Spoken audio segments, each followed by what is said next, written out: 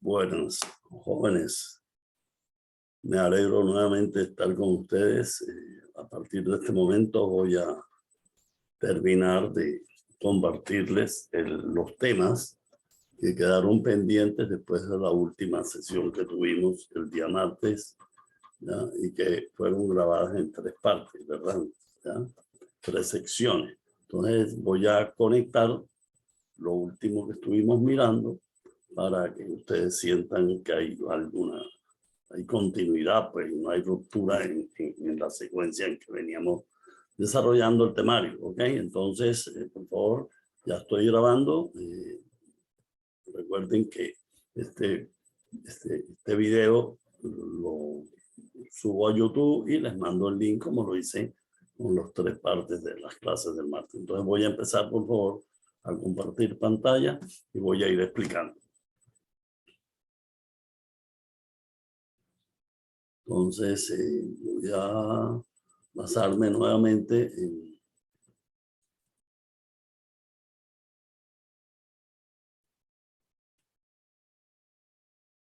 en el archivo que estuvimos desarrollando, ¿verdad? En el temario la vez pasada, ¿verdad? Entonces, el archivo que nuevamente estoy compartiendo con ustedes es el archivo de las fórmulas, que está identificado, una vez más se lo recuerdo, como el archivo número 9, que está hospedado en la unidad número 1 de la plataforma, aunque estuvo hospedado, que ya espero que obviamente a estas alturas ya ustedes lo hayan descargado y lo tengan organizado en su carpeta, ¿verdad? Pues bien, para recordarles un poco la estructura de este archivo, que tiene 2 páginas, este archivo está dividido en 4 partes. En la primera parte, que identificado con el numeral 1, se describe todas las fórmulas relacionadas con los salarios extraordinarios. Recuerden que el recargo nocturno en días hábiles, las horas extras que pueden ser diurnas y nocturnas en día hábil, y todo lo que ocurre los días domingos, feriados y festivos, que sea una mixtura, una mezcla de todas las posibles situaciones, de unas primeras 8 horas, y después puede haber horas extras, ¿verdad? Tanto que pueden ser diurnas y nocturnas, y también los domingos, recuerden que puede haber recargo nocturno. Entonces, algo importante para recordar por última vez esta parte es que la estructura de estas fórmulas para liquidar los salarios extraordinarios, que son aquí 3, 5, 6, 7, 8 fórmulas que ven ahí, todas tienen la misma estructura. Si ustedes se dan cuenta, todas dicen el valor del concepto que se va a reconocer o a liquidar y a pagar, y siempre su concepto va a ser igual al salario ordinario de cada trabajador, pero en pesos por hora. Ya ustedes saben cómo se convierte, ¿ya? Cómo se traduce el salario mensual al salario por hora, y se multiplica por una tarifa, por un factor, y después del factor se multiplica por el número de horas que por ese concepto hay que reconocer en el periodo que se esté liquidando, sea ese periodo de frecuencia mensual, quincenal o semanal, o cualquier otra frecuencia que puede establecer una empresa para llevar a cabo el pago de las nóminas, ¿verdad? Listo, entonces sería interesante que ustedes, a partir de esta información, construyan una pequeña tablita que lo tienen en uno de los archivos que les dije del diplomado de la Universidad de Medellín, el Politécnico, que más adelante nuevamente se lo voy a recordar, digámoslo así. Ahí tienen la tablita donde están los diferentes conceptos y cuál es el factor o la tarifa que se aplica a cada uno de ellos. Bueno, en el numeral 2 está todo el desarrollo de lo que tiene que ver con las prestaciones sociales legales, identificado con el 2.1 la prima de servicio, con el 2.2 la cesantía, con el 2.3 los intereses de cesantía. Esas son las 3 prestaciones sociales legales que por ley todo trabajador tiene derecho en Colombia que se le reconozca de manera total o de manera proporcional, dependiendo del tiempo que haya laborado en la empresa. Bueno, eso lo vamos a ver después. Y después viene el numeral 3, que se refiere a lo que llamábamos cuando veíamos la estructura de los ingresos que recibe un trabajador, lo que llamamos otros beneficios económicos, entre los cuales está el tema de las vacaciones, que está aquí, que lo vamos a ver, y el auxilio de transporte, al cual ya hicimos referencia, ¿correcto? Y el numeral 4, que es lo que estuvimos mirando en el último momento de la clase adicional del martes, hablábamos de las deducciones que se le deben hacer a los ingresos laborales del trabajador y también los costos adicionales que asume el empleador o empresa, ¿correcto? Dentro de este numeral 4, que es ahí donde íbamos, entonces retomo, estábamos viendo que por qué se hacen deducciones a los ingresos que reciben los trabajadores. Ya les decía a ustedes que es importante que tengan en cuenta el concepto de deducciones, a diferencia de lo que son los descuentos. Ambos conceptos obviamente hay que tenerlos en cuenta en todo proceso de liquidación de una nómina y el pago a los trabajadores, ¿correcto? Les recuerdo una vez más el concepto, cuál es la clave de entender qué es una deducción y qué es un descuento. Las deducciones son aquellos conceptos que la ley tiene claramente establecido que las empresas le debemos hacer a todos los trabajadores, ¿correcto? Independientemente del cargo, si gana salario integral, si es del sector privado, del sector público, a todos los trabajadores en Colombia. ¿Ya? Y con la característica importantísima, para que todos ustedes lo tengan muy claro en su proceso de gerenciar en las áreas de talento humano, de que las deducciones legales usted la puede hacer con toda tranquilidad y seguridad, porque no necesita, para podérselas aplicar a un trabajador, que el trabajador haya autorizado ya por escrito, ya, o haya dado su autorización, ya, aprobación de que ese descuento se le haga. No lo necesita. ¿Por qué? Porque las deducciones están establecidas por la ley y la ley obviamente sustituye cualquier autorización del trabajador. Entonces, eso es importante que lo tengan. En cambio, lo que llamaremos o entenderemos como descuento, si son conceptos que la empresa por alguna razón le ha permitido, le ha brindado al trabajador o le ha permitido que se endeude o adquiera compromisos ya de pago con otras entidades de crédito, de cualquier otra naturaleza, por convenio que haya hecho la empresa o lo que fuera, que eso es muy común en las empresas grandes, ¿ya? Pero esas deducciones para usted hacérselas al trabajador, ¿ya? Tiene que tener una autorización previa del trabajador y expresa por cada concepto de descuento, ¿verdad? Ahí estamos hablando de los créditos de libranza o de cualquier otra modalidad de crédito, convenios de adquisición de productos o servicios a través de convenios que sus empresas hagan con cualquier entidad comercial, ¿ya? O de servicios que haya, ¿verdad? Para que el trabajador se beneficie de poder retirar, adquirir productos o servicios y a través de un documento que se establezca y se convenga entre la empresa y esa institución comercial, pues al trabajador se le descuentan de sus ingresos laborales todos los meses el valor o la contraparte que corresponda de esas transacciones, ¿ya? ¿Ya? Y entonces ahí sí es necesario que usted tenga, ¿ya? Las autorizaciones escritas de un trabajador, ¿ya? Y obviamente eso tiene que coordinarlo con las entidades comerciales con los cuales se realicen ese tipo de convenios, ¿verdad? O acuerdos. Listo. Entonces, aquí es importante que en el caso de los descuentos, les recomiendo que ustedes deben establecer en la empresa un procedimiento y unas normas, ¿ya? Unos requisitos que deben cumplir los trabajadores para poder tener el derecho a hacer uso de esas deducciones o de endeudamientos normalmente son, ¿verdad? O de préstamos de la empresa o lo que fuera, ¿ok?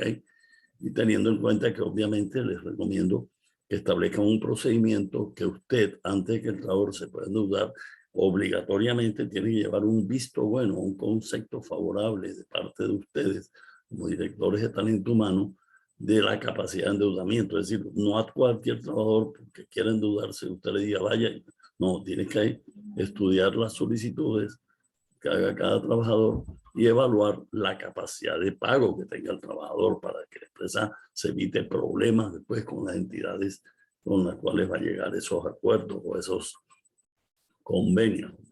¿Ya? ¿Ok? Entonces es bueno que tengan en cuenta ese detalle. Cualquier información que ustedes quieran tener sobre esto, qué aspectos de tener en cuenta, de qué manera hacerlo.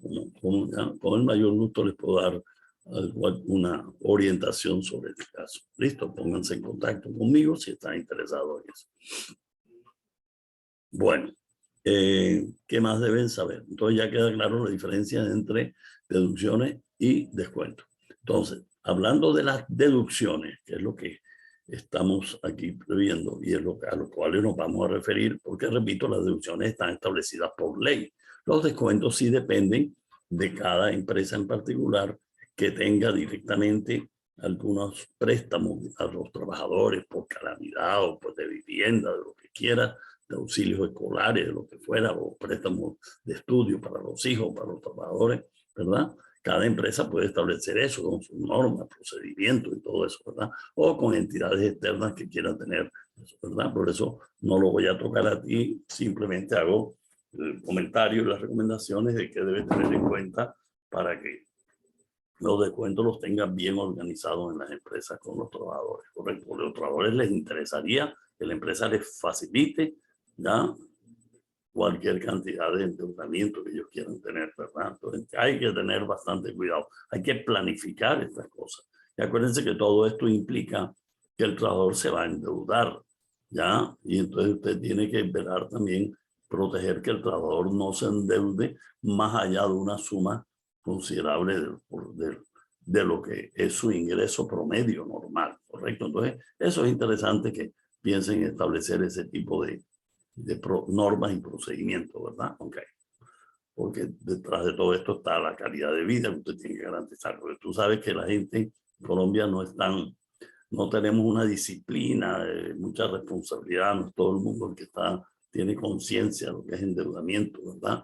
Correcto. Entonces aquí es importante que la empresa cumpla, de alguna manera también contribuya a generar conciencia en la gente, ¿ya? Y por eso a veces es conveniente dentro de los programas de capacitación darles a los trabajadores alguna capacitación sobre administración del presupuesto familiar, me parece, o finanzas familiares o personales y todo eso, para que, ¿verdad?, con lenguaje muy sencillo se le explica a un trabajador qué aspectos de tener en cuenta para su administración adecuada, digamos así, de su presupuesto familiar, ya de su presupuesto de ingresos y gastos, obviamente. Bueno, muy bien. Entonces, entrando en materia ya, entendiendo todo esto, ya saben que habíamos hablado que las deducciones básicamente claves que hay que tener en cuenta de rutina mes a mes en las empresas son las que tienen que ver con los aportes obligatorios que hay que hacer al sistema de seguridad social integral. Recuerden que el sistema de seguridad social integral está contemplado, ¿ya?, en lo que se llama hoy en día en Colombia la famosa Ley 100 del año 1993, que es tan importante que fue bautizada con ese nombre, la ley del sistema de seguridad social integral en Colombia, ¿ya? Esa ley y todas recuerden que es del año 93, que empezó a implementarse en Colombia en el año 1994, esa ley está centrada en desarrollar 3 sistemas, ¿ya?, que es el sistema de pensiones, el sistema de salud y el sistema de riesgos laborales. Con respecto al primer sistema de pensiones, decíamos, ¿ya?, que es el sistema que permite que el trabajador durante su vida laboral, ¿ya?, esté afiliado a ese sistema de pensiones, porque es obligatorio que todo trabajador esté afiliado al sistema de pensiones y también al sistema de salud y al sistema de riesgos laborales. En el sistema de pensiones, el trabajador tiene el derecho a escoger el sistema de pensiones que quiere que le administre la futura pensión que vaya a tener al final de su vida laboral, digamos así. Ya recuerden que hay 2 regímenes de pensiones en Colombia: el que manejan los fondos privados de pensiones, que son regularmente 4 o 5 entidades. Recuerden que son las entidades que todos ustedes conocerán con los nombres de Colfondos, Porvenir, Protección, y en el caso de pensiones hay un fondo privado que no es muy conocido porque tiene un nicho de mercado bastante restringido, digamos así, o limitado, ¿ya?, que es Scandia, ¿verdad? Pero los 3 más conocidos son, que tienen hoy el dominio, digamos así, de los fondos privados de pensiones, Son fondos por venir y protección, ¿correcto? Listo. Esos son los fondos privados. Y el Estado colombiano, el gobierno colombiano tiene una entidad que anteriormente se llamaba el Instituto de Seguros Sociales, pero el gobierno decidió liquidarla, eliminarla, ¿ya?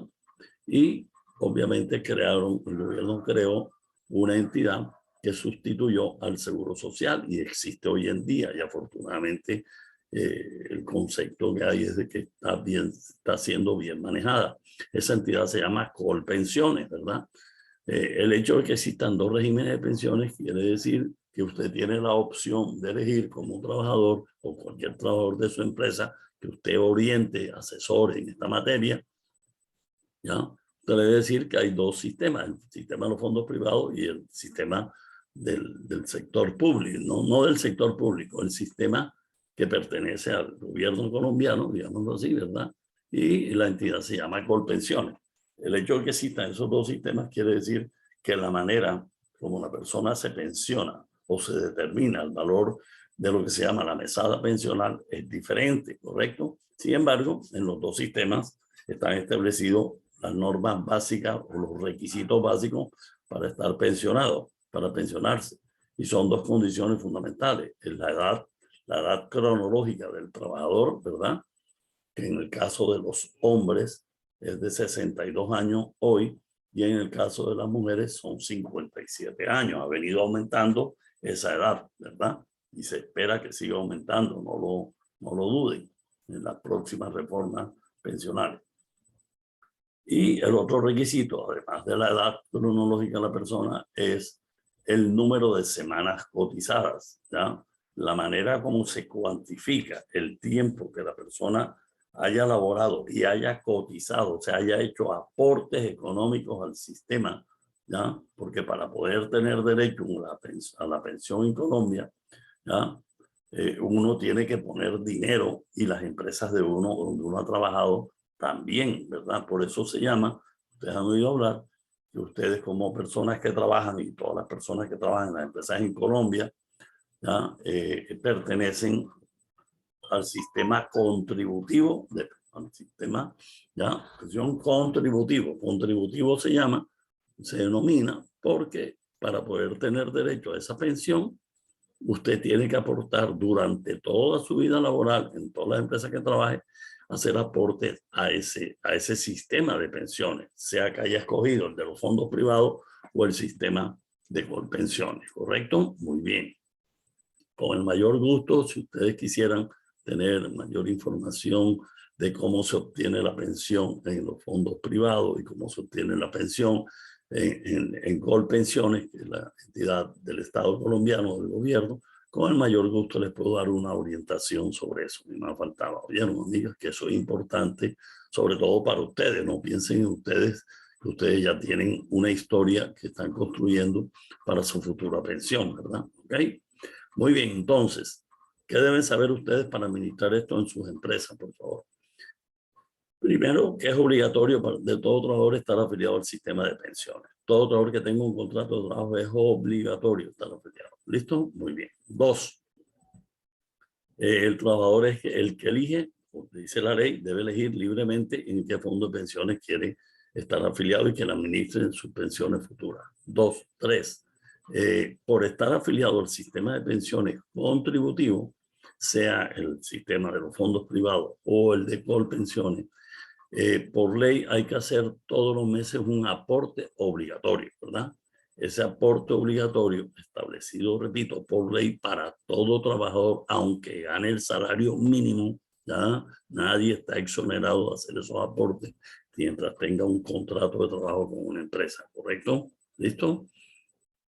Entonces, ese aporte obligatorio, desde que fue creada esa bendita ley 100, el año 94, que empezó a implementarse hasta el día de hoy, ha venido subiendo. Empezó con un 11%, como un porcentaje de una cifra económica que se llama el IBC.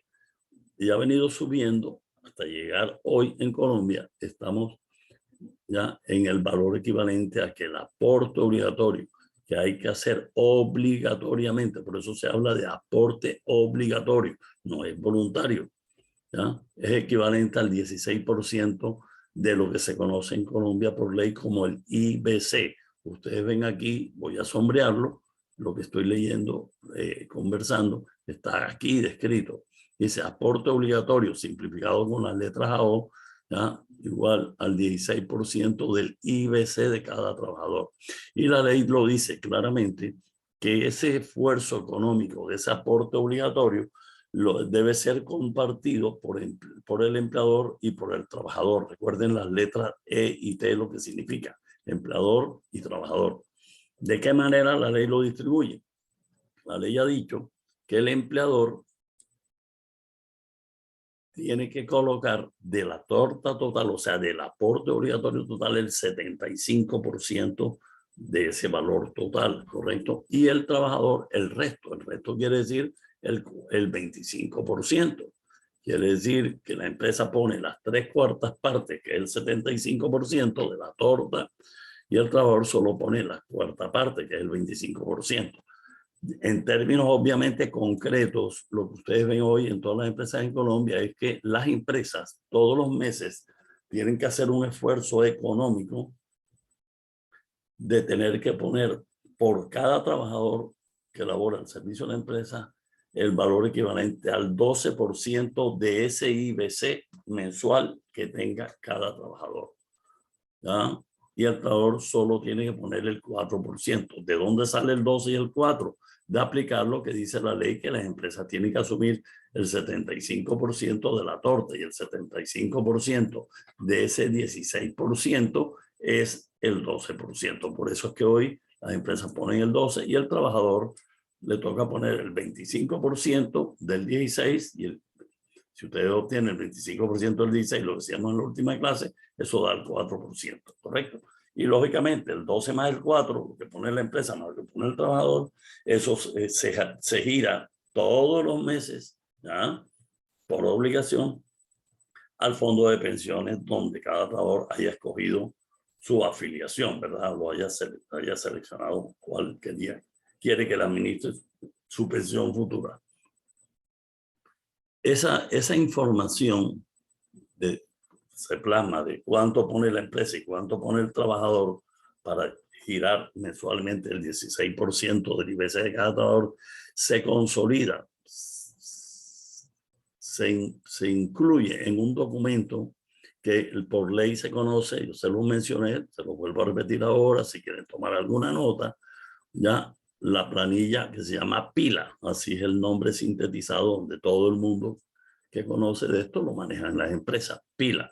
Lo deletreo por favor, PILA. PILA significa planilla integrada de liquidación de aporte, ¿correcto?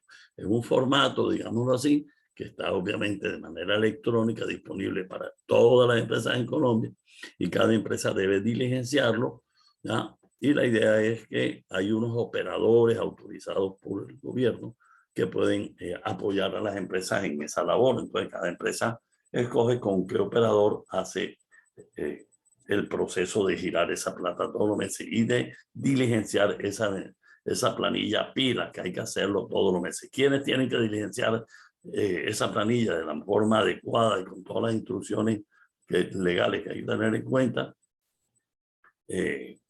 El área de nómina, los que trabajan en el área de nómina, que liquidan la nómina del grupo, ya deben estar en capacidad de saber cómo se diligencia ese documento. Y un buen software, ya un buen software que tenga usted diseñado en una empresa, debería tener la posibilidad de coger la información, el resultado de la nómina, ya mensual, y poderla trasladar la información pertinente a esa planilla PILA. O sea, ya se supone que un buen software le debe a uno facilitar ese proceso para no tener que estarlo haciendo de manera manual, ¿correcto? Ok, muy bien.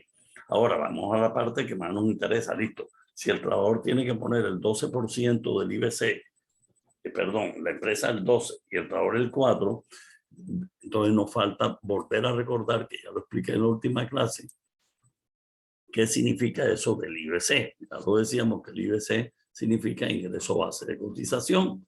Ya, como hemos venido hablando del sector privado, recuerden que como en el sector privado hay dos sistemas de remuneración, ya lo habíamos visto desde nuestras primeras sesiones, ¿ya? Los dos sistemas se conocen, recuerden, como lo hemos venido denominando, el sistema tradicional de remuneración, que está sintetizado con las letras STR, como ustedes lo ven ahí, lo estoy sombreando, ¿verdad? Y en lo que está en el sistema tradicional de remuneración, que es más del 95% de los trabajadores, ¿ya?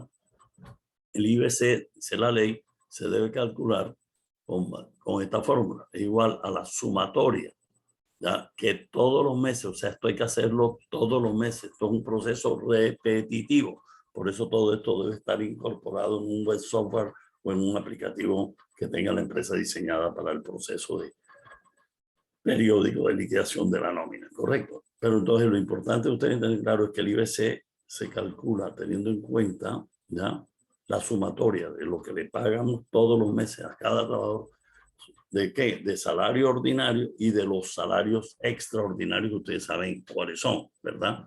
Por lo tanto, nuevamente la observación que hacía en la última clase. Si ustedes observan que esa es la fórmula por ley, ¿ya?, de que el IBC es la suma de esos dos componentes, que es el salario ordinario y los salarios extraordinarios, recuerden, una vez más se lo digo, que el salario ordinario, si en su empresa hay personas que tienen salario ordinario que solamente es fijo, pero puede haber personas que tienen salarios variables y es el salario ordinario, pero es variable. Y también puede haber, recuerden, una tercera modalidad de pagar salario ordinario, que es un mixto o un mix, de donde se da a cada un valor fijo, garantizado mensual, pero se le da un variable dependiendo de los resultados obtenidos, de las metas obtenidas o del presupuesto logrado o de cualquier criterio de medición de resultados, ¿correcto? Todo eso es salario ordinario y entonces la empresa tiene que tener en el software de tal manera que permita que sea el salario ordinario fijo, sea variable, un mixto, todos los meses tengamos claridad de cuál es el salario ordinario que ese trabajador recibió en ese mes. Y entonces, además del salario ordinario, debemos sumarle, ¿ya?, para calcular, repito, el IBC todos los meses, todo lo que se le haya pagado por salarios extraordinarios, que ya saben es el recargo nocturno en días hábiles, las horas extras diurnas y nocturnas en día hábil, y todo lo que le haya pagado por domingos o feriados. Ya saben, ya eso lo vimos en detalle, ¿correcto? Por lo tanto, amigas, les decía a ustedes y les recuerdo, y amigos, que aquí hay algo interesante, por favor, que lo deben tener en cuenta para no cometer errores en las empresas. Ya ustedes dirigir de la manera adecuada el área que tiene que ver con todo este tema de compensación y remuneración. Y es el hecho de que ustedes observan que para el cálculo del IBC no se debe tener en cuenta ni el auxilio de transporte, porque ustedes no lo ven ahí, porque recuerden que el auxilio de transporte no es ni es salario ni es una prestación social, ni tampoco se incluyen las prestaciones sociales legales, ¿correcto? Cuando yo digo las legales, acuérdense que estamos hablando de la prima de servicio legal, de la cesantía y de los intereses sobre cesantía, ¿correcto? Muy bien. Por lo tanto, que les quede claro entonces que en el IBC no se incluye ni el auxilio de transporte ni las prestaciones sociales legales. Listo, muy bien. Ahora, para los que están en el sistema de salario integral, que aparece aquí sombreado con SSI, el IBC para ellos, por ley, se establece que se determina obteniendo el 70% del valor total del salario integral. Ya quiere decir que una persona que se gana 40 millones de salario integral todos los meses, su IBC no puede ser 40 millones, sino solamente la parte que es salario dentro del salario integral, que ya habíamos dicho en su momento, que es el valor equivalente al 70%. Por lo tanto, el software que usted tenga en la empresa, para los que ganen salario integral, obviamente se lo tiene que establecer, y como debe estar identificado quiénes son los que ganan salario integral en el software, ¿no? Recuerden que el IBC para ellos siempre será igual. La fórmula que hay que sistematizar es el 70% del total del salario integral. Listo, muy bien. ¿Qué otro aspecto deben tener en cuenta, por favor? Entonces, ya obtenido el IBC, se determina cuánto le toca poner a la empresa y cuánto tiene que poner el trabajador. Lo que pone el trabajador es lo que se le va a deducir de sus ingresos laborales cada vez que le vayamos a pagar nómina. ¿Ya? ¿Correcto, amigas y amigos? Queda claro eso, ¿verdad? Ok. Recuerden que este proceso es mensual. El tener que que deducirle ese valor de los aportes obligatorios al sistema de pensiones. Y ese valor, la empresa, repito, lo diligencia, todo eso lo consolida en el formato que es la planilla pila, y eso es lo que se va obviamente a cada uno de las entidades esas, ¿correcto? Muy bien, de los fondos de pensiones, sea el privado o sea el de Colpensiones. Muy bien. ¿Qué otro aspecto deben saber que seguramente no sé si lo recordé o lo dije en la clase pasada, sea la oportunidad ahora, por favor? Ten en cuenta que por ley está establecido que el mínimo salario o el mínimo IBC, ya no hablemos de IBC, que es la base sobre la cual se liquida el aporte al sistema de pensiones, que el mínimo IBC sobre el cual se debe hacer un aporte de cualquier trabajador en Colombia es el salario mínimo mensual legal vigente, que en este momento que estamos en el 2022, todos sabemos que el salario mínimo este año, desde el 1 de enero, ya fue establecido en 1 millón de pesos, ¿verdad? Mensual. O sea, es el mínimo IBC sobre el cual debo hacer un aporte. Y el máximo también, entonces la ley es bueno que sepan que está establecido el máximo IBC. El máximo IBC de cualquier trabajador en Colombia, y sobre todo estoy hablando para los que ganan salario integral, la ley dice que es 25 salarios mínimos. Quiere decir que hoy en Colombia, si un IBC de un trabajador que gane salario integral, pónganle ustedes una persona que se gane 50 millones de pesos de salario integral, si usted le saca el 70% a esos 50 millones, que sería su IBC, el 70% de 50 te daría 35 millones. Pero ahí hay que aplicar lo que dice la ley. Aunque le den matemáticamente el IBC 35 millones, porque su salario integral, repito, son 550 millones, cuando usted vaya a liquidarle cuál aporte tiene que hacer el trabajador y cuál es el aporte que tiene que hacer la empresa, el IBC por ley como máximo no puede ser superior al 25 salarios mínimos. Quiere decir que el máximo IBC este año en Colombia a cualquier trabajador es 25 millones de pesos. Por lo tanto, si alguien le da un IBC matemáticamente con las fórmulas que estamos viendo, le da superior a 25 millones, hay que hacerlo como mucho, como máximo sobre los 25 millones. Oye, lo tengan en cuenta ese detalle, sobre todo si van a trabajar en empresas grandes y multinacionales donde seguramente hay varias personas que pueden ganar salarios integrales altos, cuyo el 70% del IBC supera los 25 salarios mínimos. Ustedes tengan en cuenta esa limitante. Ok, muy bien. También es importante, y creo que no alcanzamos a ver en clase, en la última clase, que asociado al sistema de pensiones, ¿ya? Hay algo que la ley permite que hagan los dos, ¿ya? Que se llama los aportes voluntarios, ¿correcto? ¿Correcto? Ahora, la ley que regula todo el sistema de pensiones estableció que los trabajadores que estén vinculados, estén afiliados a los fondos de pensiones privados, repito, privados, la ley les permite que hagan aportes voluntarios. ¿Qué son aportes voluntarios? Los que cada trabajador, como su nombre lo indica, de manera voluntaria pueda hacer aportes voluntarios al sistema de pensiones. Entendan por voluntario que serían aportes adicionales a los obligatorios que por ley tiene que hacer. Y que el voluntario depende, como su nombre lo indica, de la voluntad o la decisión de cada trabajador de hacer aporte voluntario, que lo puede hacer todos los meses con una determinada cuantía, pongan ustedes 100, 200 mil pesos mensuales, o en unos momentos específicos, pónganlo ustedes. Yo conozco trabajadores, amigas o amigos, que cada vez que le pagan la prima en el mes de junio o de diciembre, dice, hombre, voy a coger parte de la primita, 200.000 o 300.000 pesos, y lo voy a meter, lo voy a hacer como aporte voluntario, porque están afiliados a los sistemas de pensiones privados. Acuérdense que son hoy Colpensiones, perdón, Porvenir, Protección y Colfondo, ¿verdad? Los principales, pues, y Scandia, que es el otro, como se lo mencioné. Pero si están las personas que estén afiliadas al sistema de Colpensiones que administra el gobierno, no pueden hacer aportes voluntarios porque por ley no les está permitido. Por lo tanto, hago la afirmación nuevamente. Todo trabajador que esté afiliado a Colpensiones solo puede hacer los aportes obligatorios que la ley exige, porque los aportes voluntarios solo lo pueden hacer aquellos trabajadores que están afiliados a los fondos privados. Y cada trabajador, ¿quién pone el aporte voluntario? Exclusivamente el trabajador. La empresa solamente puede ejercer el papel o el rol de ser intermediario, que el trabajador vaya a donde usted y le diga, quiero por favor por escrito que mi ingreso mensual se destine 100,000 pesos para aportarlo como aporte, para entregarlo como aporte voluntario al fondo de pensiones Porvenir, protección con fondos al cual estoy afiliado. Y la empresa lo incluye en el software y todos los meses de su ingreso le hacen una deducción esa de 100,000 o lo que el trabajador haya establecido, si es todos los meses, correcto. Listo, amigo.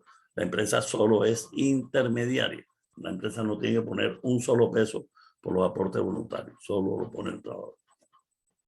Y ustedes ven aquí que yo les pongo aquí debajito de ese título, aporte voluntario, dice el trabajador igual, dice pues, el monto que desee. ¿Qué quiere decir eso? Que los aportes voluntarios los coloca exclusivamente el trabajador, no la empresa, y el monto, la cuantía que pone cada trabajador, decide qué monto quiere colocar, entregar, que puede ser una suma fija todos los meses o periódicamente cuando quiera hacer los aportes voluntarios, ¿correcto? En la cuantía que desee también. Si eso les ha quedado claro, amigos, espero que sea así. Ahora voy a referirme a esto que aparece aquí en el numeral 4.2, ¿correcto? Que dice ahí Fondo de Solidaridad Pensional. ¿Qué es eso, por favor? Primero, es un apéndice o es parte de lo que es el sistema de pensiones dentro del sistema de seguridad social. Y este Fondo de Solidaridad fue creado en esa ley 100, ¿ya? Con la finalidad de que el gobierno pudiera tener la posibilidad de que para aquellas personas que durante su vida laboral no alcanzaron a tener una pensión de vejez, que es la que todos aspiramos a tener al final de nuestra vida laboral, ¿ya? El gobierno pueda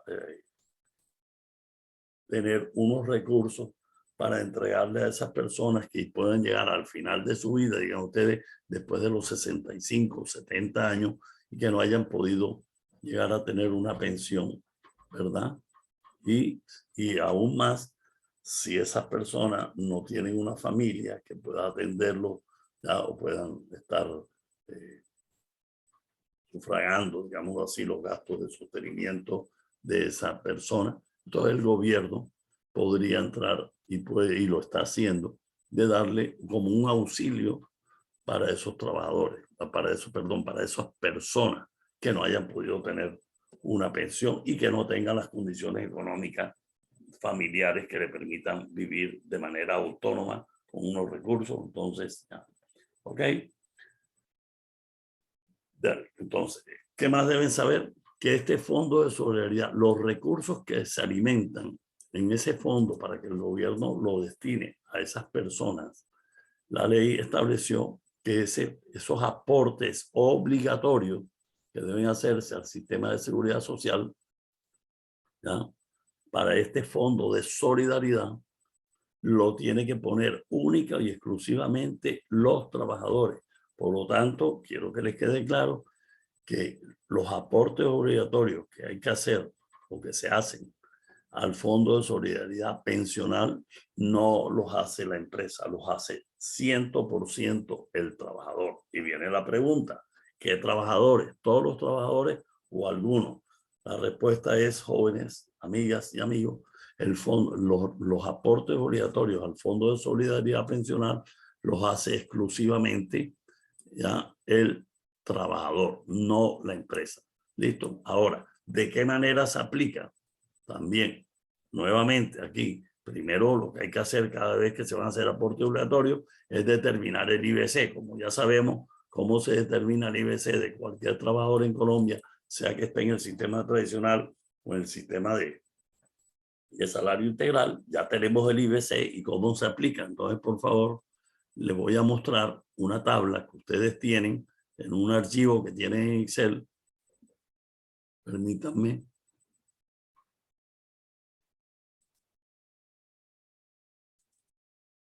Espero que lo estén viendo este archivo.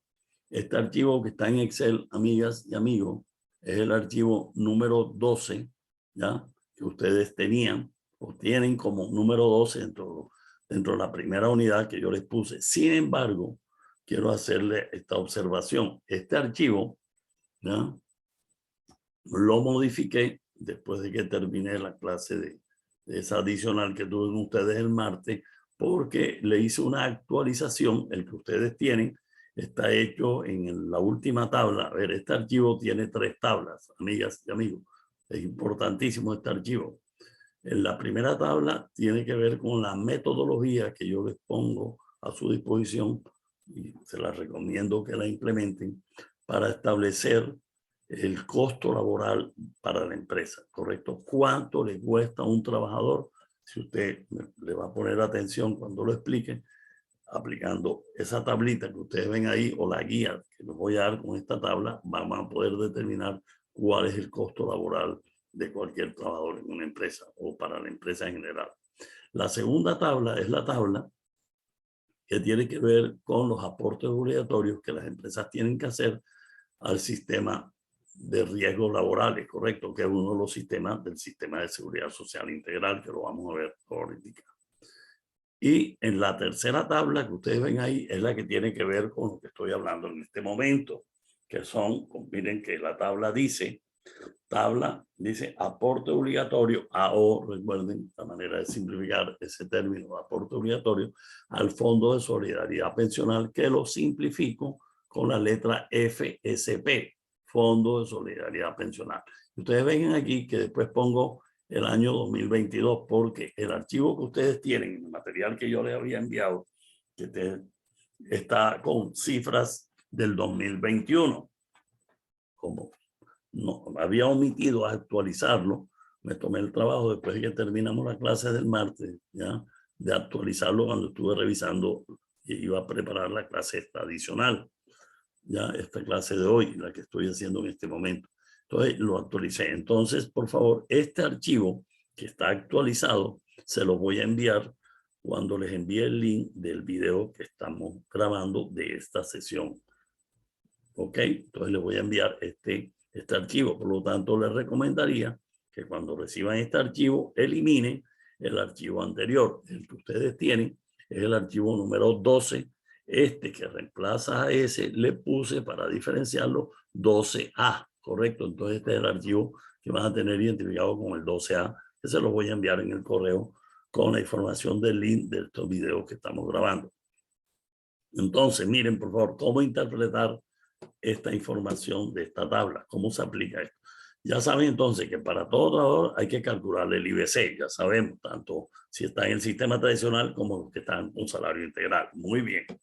Entonces, esta tabla, para que ustedes la tengan en cuenta, cómo se aplica, esta tabla debería estar incorporada en el software de la nómina de cada empresa, ¿verdad? En el aplicativo, ¿ok? Por eso es importante, amigas y amigos, ustedes, las empresas seguramente saben que tienen un software que se lo compraron a una empresa o lo hicieron a esas empresas especializadas que hay en el mercado, software comerciales, o contrataron a una empresa de ingeniería de desarrollo de software y la empresa esa le hizo el diseño del software a la medida de sus necesidades y ustedes lo manejan, ¿verdad? Pero de pronto ustedes no tienen el conocimiento de qué hace internamente ese software, ¿verdad?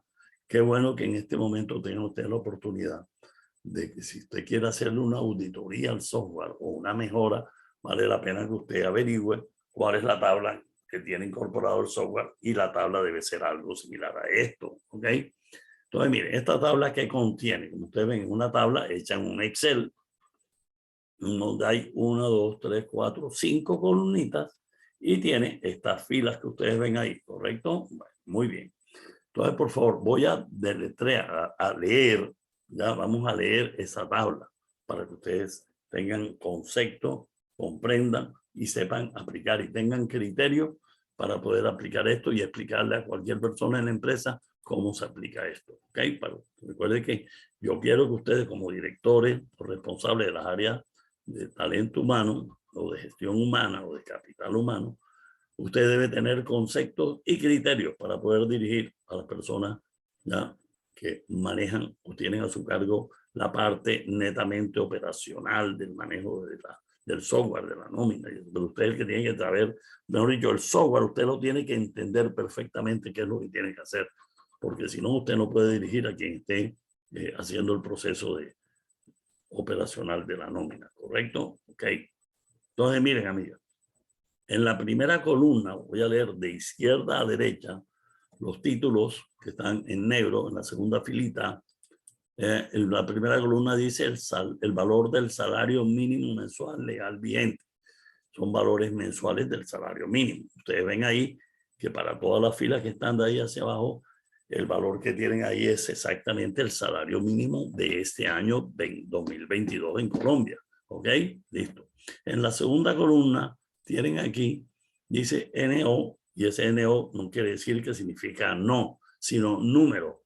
Número de SMMLV. Recuerde, ¿qué significa? Ahí en esa columna va a estar el número de salarios mínimos mensuales legales vigentes, ¿correcto? Que tenga cualquier trabajador en la empresa. En la tercera columna tienes cuál es el IBC de esa persona, ¿correcto? ¿Ok? ¿Listo? Aquí están valores de IBC. En la cuarta columna dice cuál es el total, mire lo que dice ahí, el total del porcentaje del AO. Quiere decir, aquí en esta columna, en la cuarta, van a identificar cuál es el valor total en porcentaje del aporte obligatorio que debe hacer los trabajadores. Recuerde que estoy hablando del Fondo de Solidaridad Pensional y ese aporte ya lo tiene que hacer solo y exclusivamente el trabajador. La empresa no pone un solo peso, ¿correcto? Y en la última columna ustedes ven aquí que hay un titulito que dice distribución y después viene el símbolo de porcentaje y después las iniciales AO. Quiere decir que la columna anterior, donde está el total del porcentaje de aporte obligatorio que tiene que poner el trabajador, en la última columna que dice distribución del porcentaje del aporte obligatorio, ahí encuentran ustedes cuál es la distribución que la ley exige que se haga de ese porcentaje total que va a poner el trabajador. O sea, cuál es el destino de ese dinero, ¿correcto? Ok, entonces, por favor, vamos a ir explicando. ¿Qué dice la ley para entender cómo se aplica este aporte obligatorio al Fondo de Solidaridad Pensional? Listo. ¿Qué dice la ley? Todo trabajador cuyo IBC mensual, recuerden que el IBC hay que calcularlo para todos los trabajadores todos los meses en Colombia. ¿Ok? Entonces, cada mes que usted calcule el IBC de todos sus trabajadores, todos aquellos trabajadores que tengan un IBC mensual inferior a 4 salarios mínimos, por eso ven ustedes aquí, número de salario mínimo, ven ustedes en esta casilla, ya tengo el cursor ahí, dice 4 salarios mínimos. Si el salario mínimo hoy es 1 millón de pesos, lo encuentran en la tercera columna, que dice IBC en pesos por mes. En otras palabras, la manera de interpretar esto es que todo trabajador hoy en Colombia, año 2022, que tenga un IBC mensual inferior a 4 salarios mínimos, que son 4 millones de pesos hoy, no tiene que poner un solo peso para el aporte del Fondo de Solidaridad. ¿Ya? Por eso es que me podrán entender en este momento que muchos trabajadores, un porcentaje considerable, que ganan todos los meses menos de 4 salarios mínimos, tienen un IBC inferior a 4 salarios mínimos, no saben ni que existe esta deducción, porque como no se les descuenta, cuando miran su volante de pago, no les aparece ninguna deducción por este concepto del Fondo de Solidaridad Pensional. Pero todo trabajador en Colombia, amigas y amigos, ustedes, si tienen en cualquier mes del año o cualquier trabajador de su empresa un IBC, cuando usted calcula el IBC y el IBC le da hoy año 2022, un IBC igual o superior a 4 millones de pesos, que es el equivalente a 4 salarios mínimos, ya ahí sí tiene que asumir ese aporte obligatorio que la ley establece. Entonces, ¿cómo interpretamos esto? Si quieren tomar nota, repito, todo trabajador que tenga un IBC mensual inferior a 4 salarios mínimos no tiene que pagar un solo peso de ese aporte obligatorio. Pero todo aquel que llegue a tener un IBC mensual igual a 4 salarios mínimos, que son hoy 4 millones de pesos, y menor de 16 salarios mínimos, es lo que encuentran ustedes en esta segunda fila que estoy recorriendo con el cursor. 16 salarios mínimos de hoy son equivalentes a 16 millones de pesos, porque el salario mínimo es hoy, coincidencialmente o de manera fácil de entender, 1 millón de pesos. Por lo tanto, un trabajador que gane, que tenga un IBC de 8 millones, de 9, de 10, de 12, de 14, de 15 millones de pesos y un peso inferior a 16 millones, o sea, inferior a 16 salarios mínimos, que dice la ley, esa persona tiene que hacer un aporte obligatorio por ley equivalente a lo que ven ustedes en la filita, en la primera fila, del 1%, ¿correcto? Quiere decir que si su IBC, por ejemplo, son 6 millones de pesos en ese mes, la empresa tiene que deducirle de sus ingresos que va a tener el 1% de ese IBC, que serían 6 millones, serían 60,000 pesos, ¿verdad? Que sería el 1%, no el 10, el 1, como lo dice aquí. Ahora, cuando se va a girar esa plata en la planilla, hay que poner esto de la pila, la ley dice que ese 1% se debe distribuir de la siguiente manera. Al Fondo de Solidaridad Pensional va el 50% del 1. El 50% del 1% es el 0,5%. Y que el otro 50%, dice la ley, se debe ir a un destino, a otro fondo que se llama Fondo de Subsistencia. Eso se los estoy colocando en la parte inferior de la tabla, que le digo, nota, tener en cuenta la distribución del 1 y de ahí en adelante hasta el 2% que le corresponda al Fondo de Solidaridad Pensional, que es FSP, y al Fondo de Subsistencia, que es el que estoy hablando, ¿verdad? ¿Listo? ¿Ok? Eso lo dice la ley, repito, eso no lo estoy colocando yo. Entonces, que le quede claro, ¿verdad? Menos de 4 salarios mínimos el IBC no paga nada, pero todo trabajador que tenga un IBC igual a 4 salarios mínimos, que son 4 millones, y hasta menos de 16 salarios mínimos, son 16 millones de pesos, tiene que pagar el 1%. Todo trabajador que tenga un IBC igual a 16 salarios mínimos, o sea, 16 millones de pesos, pero menos de 17 salarios mínimos, o sea, de 16 a 17, ya, de un peso menos de 17 millones, tiene que pagar el 1,2% de su aporte como aporte obligatorio.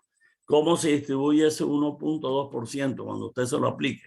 La ley dice que el 0,5%, ya, o sea, el 0,5 va para el Fondo de Solidaridad Pensional y el 0,7, o sea, el resto va para el Fondo de Subsistencia, dice el gobierno. Aquí les aparece el nombre ese de Fondo de Subsistencia. Ese Fondo de Subsistencia el gobierno se supone que se lo estará entregando a personas, campesinos que no llegaron al final de su vida sin tener un ingreso que le permita vivir dignamente, los desplazados, y todas las personas que están en lo que llamamos vulnerabilidad o que están en una situación obviamente que no les permite vivir dignamente de manera autónoma, ni tienen la familia que pueda asumir esos gastos, digamos así, ¿correcto? Okay. Eso ¿quién lo hace? El gobierno, no las empresas. Distribuir esa plata y a quién se la da, ¿ok? La obligación de la empresa es deducirle a los trabajadores que por ley tienen que hacer esto y girárselo al gobierno, ¿correcto? Si una empresa no aplica esto bien, puede verse expuesta a sanciones, como ya más adelante voy a hablar de la bendita UGPP, ¿ok? Que ya se lo mencioné en la última sesión también, ¿ok? Sigo entonces. Si el trabajador de su empresa tiene un IBC de 17 millones de pesos y menos de 18, que son 18 salarios mínimos, o sea, me voy de una fila a la próxima, ¿ya? Tiene que poner el 1,4%. ¿Cómo se distribuye el 1,4? El 0,5 va para el Fondo de Solidaridad Pensional y el 0,9, que es la diferencia para hacer el total del 1,4, va al Fondo de Subsistencia. Y así si seguimos, si el IBC del trabajador en el mes es equivalente a 18 salarios mínimos, que son 18 millones de pesos hoy, y menos de 19 salarios mínimos, son 19 millones, tiene que poner de aporte obligatorio el 1,6% de su IBC. ¿Cómo se distribuye ese 1,60? El 0,5 va para el Fondo de Solidaridad Pensional, ¿ya? Y el resto, que es el 1,1, al Fondo de Subsistencia, como llama la ley. Y seguimos, si el IBC es de 19, ¿ya? Es de 19 salarios mínimos, que son 19 millones, y menos de 20 salarios mínimos, que son 20 millones, tiene que poner de aporte obligatorio el 1,80. ¿Cómo se distribuye? Al Fondo de Solidaridad Pensional el 0,5 y el resto, que es el 1,3 para hacer el 1,8. Lo que estamos haciendo en la última columna es distribuir el aporte total, ¿verdad? El aporte es obligatorio. El 1,3 va al Fondo de Subsistencia. Y por último, todo trabajador en su empresa, que son los que ganan salarios integrales altos, tenga un IBC superior a 20 salarios mínimos, es decir, a 20 millones de pesos hoy, ¿ya? Y ya sabemos que lo máximo del IBC para poder aplicar esto son 25 millones. Todo el que tenga un IBC entre 20 y lo máximo, que es de ahí en adelante, que sería lo máximo 25, tiene que poner un aporte obligatorio del 2%. ¿Quién pone esa plata del 2%? ¿Hacia dónde va? El 0,5 nuevamente va para el Fondo de Solidaridad Pensional y el resto, que sería el 1,5% del IBC, al Fondo de Subsistencia. Eso es lo que tienen que saber ustedes de entender, comprender qué es eso del Fondo de Solidaridad y cómo se aplica ese aporte obligatorio dependiendo de esta tablita con esas escalas y con esos destinatarios o esas distribuciones para dónde va ese dinero. Ya saben que la empresa no pone nada, todo lo pone el trabajador. ¿Ok? Listo. Entonces, por favor, me regreso a las fórmulas. ¿Correcto? Entonces ya les hablé de los aportes que se hacen obligatorios al sistema de pensiones, ya obligatorio, y también lo que se hacen voluntarios al sistema de pensiones del trabajador. Y ahora acabo de hablar de lo que dice aquí el numeral 4.2, Fondo de Solidaridad Pensional. Ahora que viene, ya, ahora va a venir, tengo que explicarles rápidamente el sistema de salud. ¿Ok? El sistema de salud es otro de los sistemas, ya saben que es administrado por lo que llamamos comúnmente y conocemos como las EPS. Las EPS son las que administran el sistema de salud y las EPS prestan el servicio de salud a los trabajadores y a sus beneficiarios, que son sus familiares directos, digámoslo así, de acuerdo con la ley, ¿ya? Las EPS le prestan el servicio a los trabajadores a través de las entidades conocidas por ley como las IPS. EPS significa entidades promotoras de salud y las IPS, que son las que prestan el servicio de salud, ya, instituciones prestatarias o prestadoras de salud. Ahora, seguramente ustedes dirán, Víctor, pero hay EPS que prestan el servicio directamente, ¿ya? ¿Eso qué quiere decir? Que las EPS, la mayoría, ya han visto como una buena opción para ellos tener sus propias IPS, ¿verdad? Entonces la mayoría de las EPS grandes tienen sus propias IPS, tienen hasta propias clínicas, ¿correcto? Esas son IPS de la EPS, aunque tengan el mismo nombre, ¿verdad? ¿Ok? Pero es importante que diferencien que son las EPS, que son las que administran el sistema.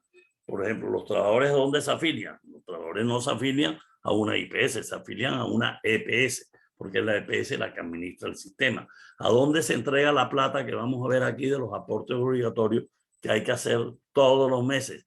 La plata va a las EPS donde están afiliados los trabajadores. ¿Quiénes escogen las EPS? Los trabajadores. La ley le da el derecho a los trabajadores, así como en el sistema de pensión dijimos, de escoger libremente y voluntariamente, ya, el sistema, la EPS que quiere que le administre la salud a él como trabajador y a sus beneficiarios familiares. Listo. Entonces, ¿qué dice la ley? Primero, si quieren tomar nota. 1. Es obligatorio de todo trabajador que tenga un contrato de trabajo en una empresa que esté afiliado al sistema de salud. Es obligatorio, no es opcional. Ni un trabajador puede decir que él no necesita estar afiliado a una EPS porque su papito le dejó una herencia a su mamita. No, el solo hecho de que la persona tenga un contrato de trabajo lo obliga a estar afiliado al sistema de salud. Y aquella persona que hasta el día de ayer venía siendo cobijado o tenía los servicios de salud como beneficiario de sus padres porque no trabajaba, al tener el primer contrato de trabajo ya deja de ser beneficiario de su papito o su mamita y pasa a ser cotizante o afiliado directamente al sistema. ¿Y a qué sistema de salud? Al sistema contributivo.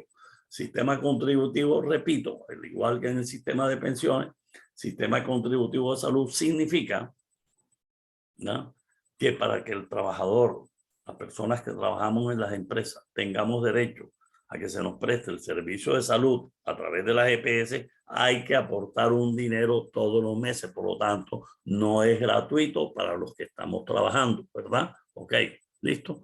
A diferencia de lo que ustedes han oído hablar y saben que existe en Colombia, que es el sistema subsidiado de salud. Así como existe el contributivo en salud, existe el subsidiado, ¿ya? El subsidiado lo administra directamente el gobierno a través de las alcaldías de todos los municipios, de los más de 1.100 municipios que hay en Colombia, ¿verdad? Y las personas que están afiliadas al sistema subsidiado de salud son las personas que no trabajan y que son obviamente de un estrato social, de estrato, creo, si no estoy mal, 2, 1, y los que están en extrema pobreza y desplazados y bueno, toda la gente que no tiene posibilidades de tener, estar afiliado al sistema contributivo de salud, digámoslo así, ¿ok? O no tienen las condiciones económicas para eso. Listo, entonces, que les quede claro que es obligatorio que todo trabajador que tenga un contrato de trabajo con su empresa, sea en el sector privado, o esté vinculado también en el sector público, con una relación laboral, ya esté afiliado al sistema de salud a través de una EPS que escoja el trabajador. ¿Listo? ¿Qué tiene que hacer la empresa? Por un lado, verificar que el trabajador esté afiliado. Listo, ok. Segundo, una vez está afiliado, hay que empezarle a aplicar ya las deducciones del aporte obligatorio. ¿Qué dice la ley? Que todo trabajador tiene que hacer un aporte obligatorio al sistema. El aporte obligatorio hoy está establecido en Colombia, en el sistema de salud, por el valor equivalente, estoy sombreando, del 12% del IBC de cada trabajador. Y también aquí la ley dice, como en el sistema de pensiones, que ese aporte obligatorio es compartido, una parte por la empresa y otra parte por el trabajador. Es entendido que la empresa pone una mayor contribución o la empresa hace un mayor esfuerzo económico del que hace el trabajador. La manera como está distribuido, la torta que va todos los meses al sistema de salud a través de las EPS, es que la empresa hoy, por ley, hoy, repito, mientras no haya una reforma del sistema de salud, las empresas tienen que poner el 8.5% del IBC mensual de cada trabajador y el trabajador la diferencia. Como el total de la torta es el 12.5 y las empresas hoy les toca poner el 8.5, el trabajador solo pone la diferencia, que es el 4%, que es lo que ven ustedes sombreado aquí. Entonces, por favor, ¿qué hay que saber sobre esto? Uno, que primero hay que calcular el IBC del trabajador, pero para calcular el IBC, cuando ya expliqué lo de pensiones, el IBC se calcula una sola vez, ¿verdad? El software lo calcula todos los meses una sola vez para cada trabajador, obviamente, cada mes, correcto. Pero cada mes para cada trabajador, para los trabajadores de la empresa, el IBC puede ser igual de un mes a otro, pero puede ser diferente. ¿Para quién es diferente el IBC? Para los trabajadores que ganan, además de un salario ordinario fijo, por ejemplo, gana recargo nocturno, horas extras o domingos. Por lo tanto, si gana en un mes más horas extras, más domingos, más recargo nocturno, pues el IBC le va a cambiar todos los meses, ¿verdad? Listo. También todo trabajador que gana salario variable, ¿ya?, y le pagan el variable todos los meses, lo más probable es que el IBC de todos los meses no va a ser igual, porque si el salario variable seguramente no es igual todos los meses, pues el IBC no va a ser igual, ¿correcto? Está claro eso, ¿verdad? Que hay que calcularlo todos los meses, sea igual o sea diferente. ¿Listo? Muy bien.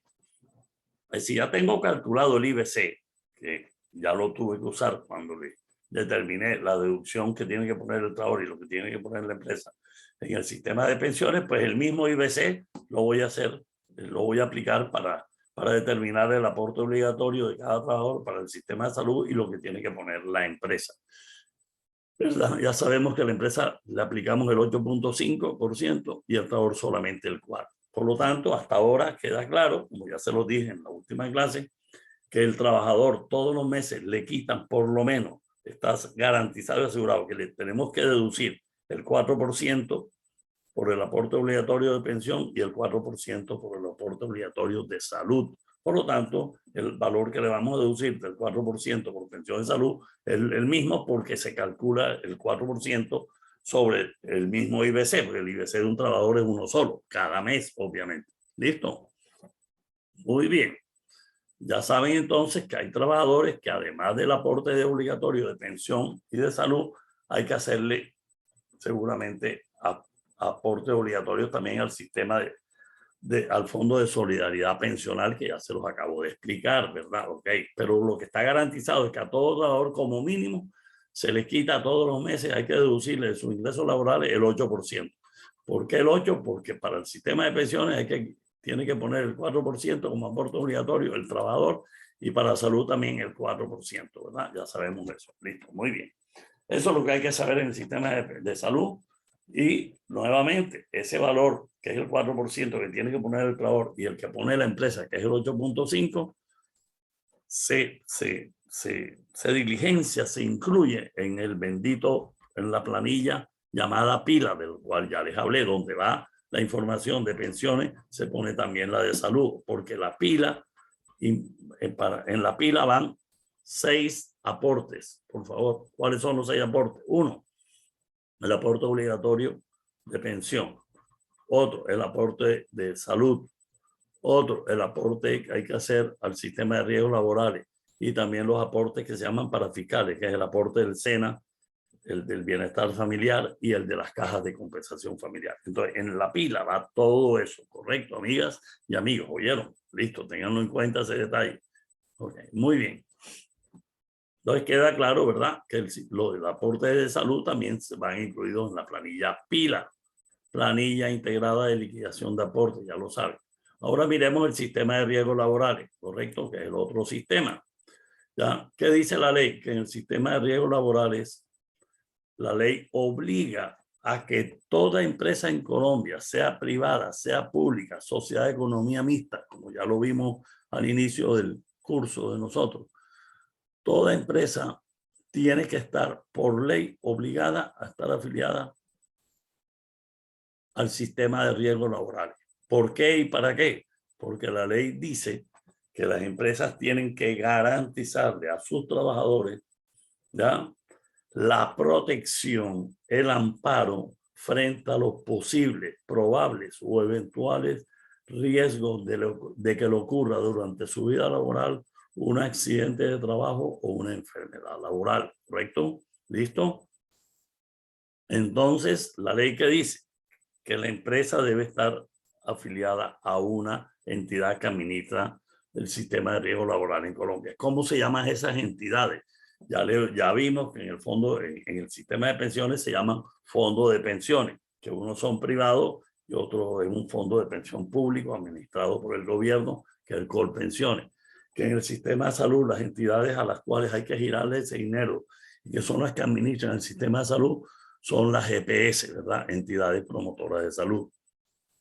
Y en el sistema de riesgos laborales, las entidades que por ley se les da, la ley permite que existan en este país, ¿ya?, la ley autoriza que existan esas entidades, se conocen con el nombre de administradoras de riesgos laborales, identificadas de manera sencilla como ARL, que quiere decir administradora de riesgos laborales, que son las que administran el sistema de riesgos laborales.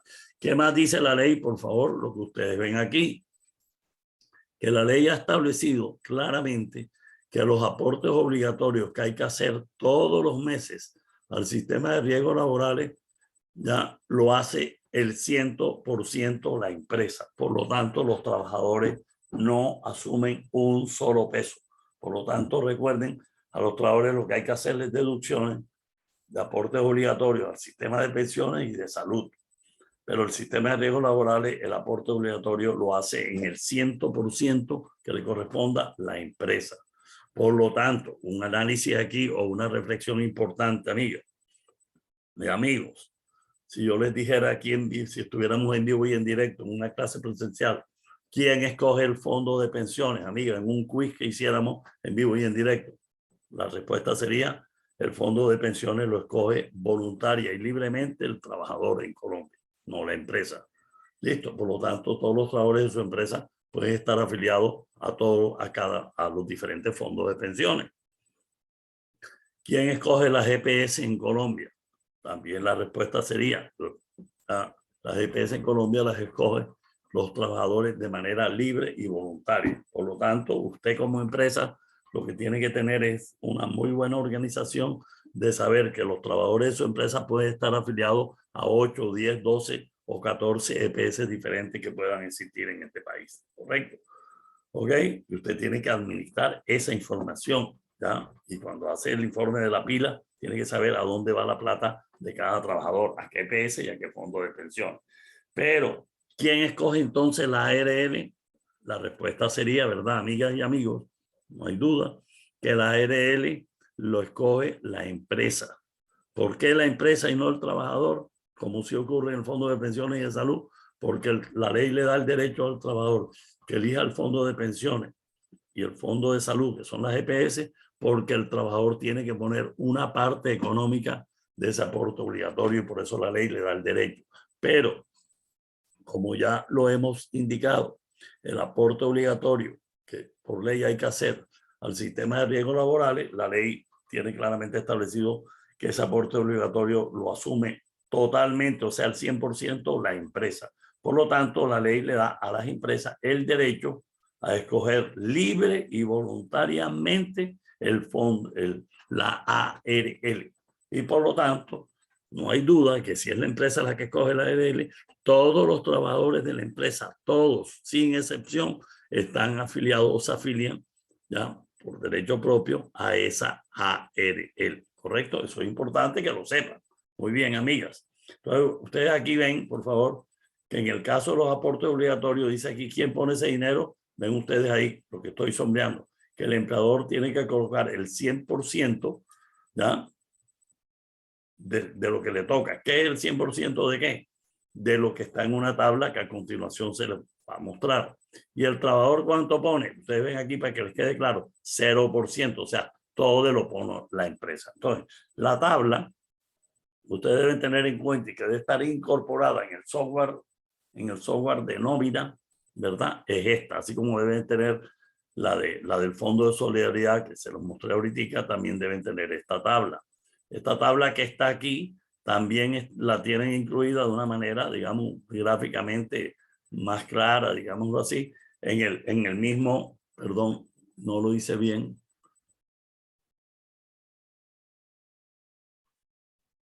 Perdón, hice mal.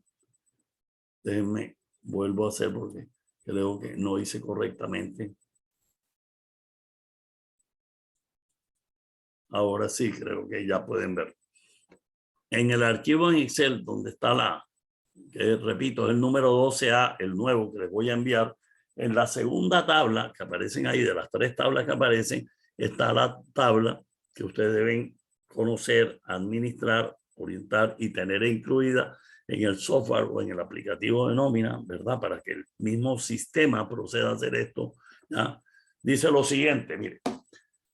Y aquí esta ley está construida con base en lo que la ley en Colombia tiene establecido con respecto al sistema de riesgos laborales. Hay un decreto en este país, ¿ya? Que seguramente ustedes tuvieron que haberlo visto con la profesora que vieron todo el tema de seguridad social, de seguridad y salud en el trabajo. Y aquí en el grupo de ustedes hay unas compañeras que son expertas en este tema de seguridad y salud en el trabajo. Por lo tanto, conocen perfectamente esta tabla. Esta tabla está construida con 4 columnas. El título de la tabla dice riesgos laborales, tabla de aporte obligatorio a la ARL, que es la entidad a la cual va ese dinero. Y la tabla está elaborada con base en el desarrollo de la ley sobre este tema. ¿Qué dice la ley que regula esto del sistema de riesgos laborales en Colombia? Que las actividades económicas de todas las empresas en Colombia se han clasificado o están clasificadas en 5 categorías de riesgo, entendiendo por categoría de riesgo los riesgos a que están expuestas las actividades económicas, las actividades operacionales, administrativas o lo que fuera de las empresas, ¿correcto? Entonces, están categorizadas las actividades económicas en 5 categorías que están identificadas en la ley como la categoría 1, la 2, la 3, la 4 y la 5. Para que tengan claro qué es la 1 a la 5, yo les estoy colocando aquí lo que hay que interpretar de cada una de esas categorías de actividad económica. La categoría 1 de riesgos laborales son los riesgos mínimos que pueden ocurrir en cualquier empresa como los tenemos en nuestras casas, ¿verdad? Que también tenemos riesgo de que ocurran, ¿ya? Tenemos riesgos que nos pueden generar o accidentes de trabajo o enfermedades, ¿verdad? Laborales, en cualquier, ¿ya? Entonces, la categoría 1 quiere decir que estamos hablando de actividades económicas en la empresa donde están presentes riesgos de carácter mínimo, de naturaleza o de características mínimas. Después siguen las actividades económicas clasificadas en la categoría 2, que significaría que esas actividades económicas están expuestos los trabajadores en esas empresas a unos riesgos, digámoslo así, catalogados como bajos. ¿Ok? Después viene la categoría 3, que serían actividades económicas donde los riesgos ya son un poco de mayor nivel de complejidad y se llaman de nivel medio. En la cuarta están empresas que tienen ya un mayor nivel de riesgo de que ocurran accidentes de trabajo, enfermedades laborales, y se denominan como categoría de nivel alto nivel de riesgo. Y la última, que es la quinta, donde están las mayores niveles de gravedad, digámoslo así, de posibles accidentes de trabajo, enfermedades laborales, es la categoría 5, quiere decir que están expuestas a niveles de riesgo máximo, ¿ya? ¿Ok? Como ustedes pueden apreciar, esta categoría de 1 a 5 quiere decir que está graduada de menor a mayor nivel de riesgo. Y por lo tanto, la tabla que ven ustedes ahí en las 3 columnas siguientes nos establece lo que la ley hoy tiene establecido de cuáles son esos valores expresados en unos porcentajes, como ustedes ven ahí, todos estos números en esas 3 columnas son porcentajes que se aplican, por favor, aunque ahí no lo ven, se aplican sobre el IBC de cada trabajador, ¿correcto? ¿Ok? Por lo tanto, si uno de ustedes tuviera un IBC de 3 millones de pesos al mes, pues se aplica lo que dice ya la columna del centro. La columna del centro, que está resaltada con un azul de tonos claros, quiere decir que son los valores normales que las empresas deben cotizar o hacer el aporte obligatorio. Ustedes observan, obviamente, que las empresas de categoría 1 tienen que hacer menos esfuerzo que las que están, menos aporte, perdón, económico que las que están en categoría 6. Las empresas de categoría 6, observen que el aporte que tienen que hacer es el valor equivalente al 6,96% del IBC de cada trabajador en esa empresa, ¿correcto? Ahora, las que menos pagan obviamente son la categoría 1, que es apenas el 0,5%, 0,522%. Y ustedes ven en la 2, 3, 4, 5 va aumentando ese valor. ¿Por qué encuentran ustedes que hay 2 columnas adicionales asociadas a la derecha o a la izquierda de la que está en el centro? Porque la ley quiere aquí penalizar y estimular o premiar a las empresas que hacen una buena gestión en cuanto al sistema de seguridad y salud en el trabajo, el sistema de gestión, como se llama hoy, ¿correcto? ¿Ya? Por lo tanto, una empresa que tenga unos indicadores de gestión que no son más que unos KPI, ¿verdad? Que hemos venido conversando, que se miden a través sobre todo de índice de frecuencia y el índice de severidad de los accidentes de trabajo, ¿verdad? ¿Ya?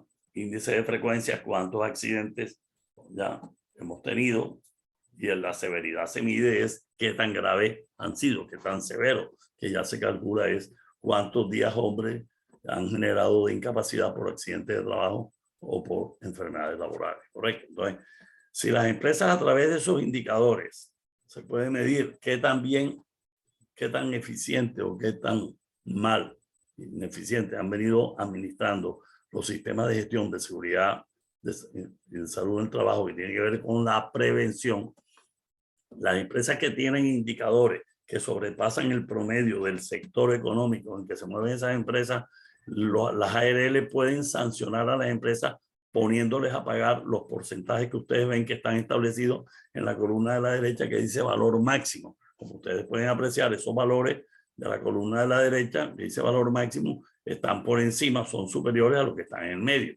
Pero si una empresa hace una muy buena gestión de sus indicadores de gestión con respecto a severidad, frecuencia y cualquier otro indicadores que se tengan en cuenta para medir la gestión que tú estés haciendo en tu empresa, ¿ya? Que haya mínimos accidentes, que haya mínimos días de pérdida de incapacidades por accidentes de trabajo, enfermedades, tú puedes pedirle a la ARL que te pase, ¿ya?, a pagar estos valores que están aquí en el lado izquierdo, derecho o izquierdo, depende de cómo lo veamos. Si lo vemos de frente del izquierdo, son valores menores que los que están en el centro. Por lo tanto, significa que una empresa se puede beneficiar ahorrándose, obviamente, un dinero significativo si puede solicitarle a la ARL pagar solamente los valores que están como valores mínimos que ven ahí, ¿correcto? ¿Qué más deben saber sobre esto, amigos? Que seguramente la profesora que tuvieron del módulo de seguridad y salud en el trabajo tuvo que habérselo explicado.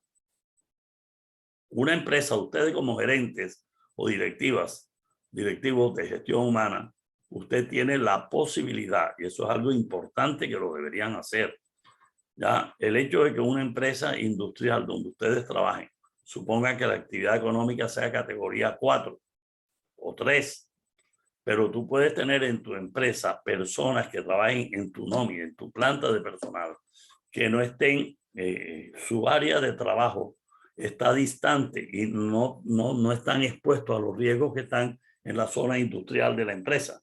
Por lo tanto, tú puedes solicitar que la gente que está en actividades de categoría 1, por su ambiente de trabajo en que están, tú puedes decir que esas personas cotizamos en la categoría 1. De hecho, yo logré, como experiencia les comento, yo logré que en la empresa colechera, que fue la última donde estuve, logré que la ARL me permitiera cotizar una parte de la nómina, un grupo de trabajadores que estaban en categoría 1 porque estaban en oficina y no transitaban a la zona industrial, y también logré que hubiera trabajadores en nómina en la categoría 2, en la 3 y en la 4, ¿correcto?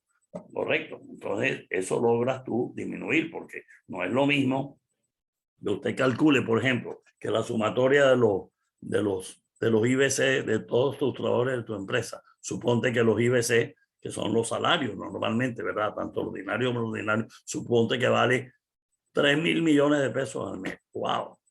Vale tu nómina de salario. Y ese es el IBC de todos los trabajadores, la suma. Si todos tus trabajadores estuvieran pagando el porcentaje que está aquí de la categoría 4, que es 4.35, sáquenle el 4.35% a 3.000 millones de pesos. Eso da bastantes millones de pesos. En cambio, si tú logras que de los 3.000 trabajadores, algunos logres que te permitan cotizar en la 1, en la 2 y en la 3, y solo algunos o un grupo minoritario, no sé, considerable, pero no todo, en la 4, te vas a ahorrar, vas a lograr un éxito importante en la empresa, porque vas a poder lograr que la empresa se ahorre una cifra importante económica todos los meses, ¿correcto? Si logras hacer eso, obviamente, porque venías pagando toda tu nómina en la categoría 4 y lograste que te hicieran una distribución de la 1, la 2, la 3. Entonces eso es importante. ¿Quién debe dirigir ese proyecto? Ustedes, que son de gestión humana. Miren entonces, amigas y amigos, cómo ustedes pueden contribuir a lograrle ahorros importantes a su empresa, haciendo una muy buena gestión en el tema del sistema de gestión de seguridad y salud en el trabajo. ¿Ya? ¿Cómo puedo lograr todo eso y lograr que me reclasifiquen a todos los trabajadores dependiendo de las condiciones en que trabajan en las diferentes áreas, oficinas, no sé, localizaciones o lo que fuera? ¿Listo? Ok, amigos, entonces ya saben que esta es la tabla que se aplicaría, seguramente ustedes ya la conocen. Bueno, amigas, quiero hacer como un pequeño receso para descansar y refrescar un poco la garganta, y continúo después de esto. Ya voy a grabar esta parte y continúo continuamos con lo que sigue, ¿correcto? ¿Listo? Espero que sea de su interés esta primera parte de lo que estoy grabando hoy, ¿ok? ¿Listo? Gracias.